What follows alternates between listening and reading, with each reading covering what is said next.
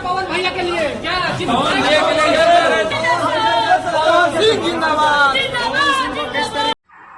Hello नमस्कार प्रणाम। कैसे उम्मीद करते हैं स्वस्थ और मस्त होंगे। केसारी लाल के पिता पहुंचे पवन सिंह के नामांकन में। केसारी लाल के पिता को देखकर काफी भीड़ लगने लगी। अगर केसारी लाल पहुंचते तो क्या होता।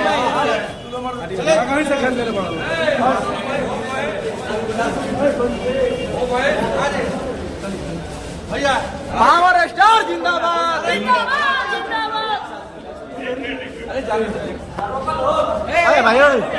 केसारी लाल के पिता को देखकर पवन सिंह काफी खुश हुए और उनसे आशीर्वाद लेते हुए कहा। केसारी लाल के पिता ने पवन सिंह को आशीर्वाद दिया। विजयी भव।